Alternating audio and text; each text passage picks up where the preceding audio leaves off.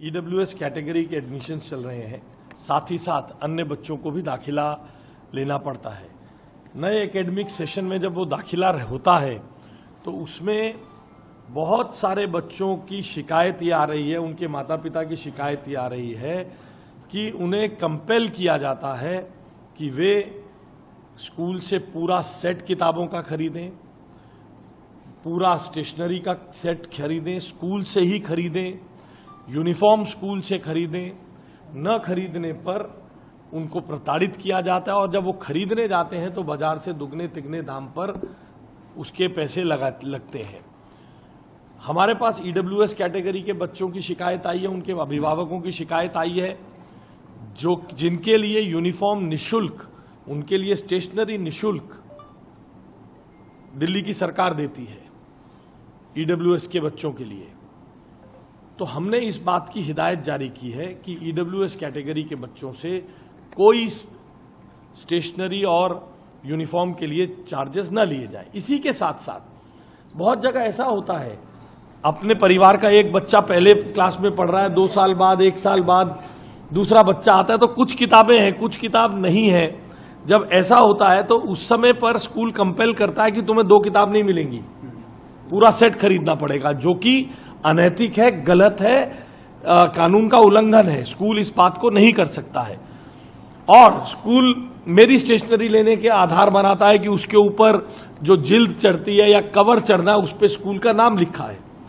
इन चीजों के आधार पर एक्स्ट्रा पैसे लोगों से वसूले जाते हैं, जिसके हम सख्त खिलाफ हैं। हमने ये 9 बिंदुओं की एक गाइडलाइन स्कूलों को जारी की है, जिसमें हमने उनके अधिकार, अभिभावकों के अधिकार और न करने पर दंडीय कार्रवाई, पनिशिंग कार्रवाई के संदर्भ में भी जानकारी दी है। अभी तक ये एक सर्कुलर के रूप में जारी किया जाता था, अब ये आदेश है, स्कूलों को इसे मानना होगा। हमने इसके लिए एक नोडल अधिकारी नियुक्त किया है, उस नोडल अधिकारी को अपनी शिकायत दे सकते हैं। Manish Jain, deputy director education, DDEACT1@gmail.com mail ID पर उनके लिए शिकायत की जा सकती है। 9818154069 इस नंबर पर हेल्पलाइन नंबर है। स्कूल अगर इस पे अपने सीमा के बाहर अतिक्रमण करेंगे तो उनके खिलाफ इन पर भी शिकायत की जा सकती है। साथ ही साथ हम इसके लिए उन सब प्रावधानों को भी खोद रहे हैं जिनके अंतर्गत पुलिस भारतीय न्याय संहिता और भारतीय BNS और BNSS के अंतर्गत कार्रवाई कर सकती है। उसकी भी तलाश की जा रही है, उसको भी जांचा जा रहा है, ताकि उसमें पुलिस को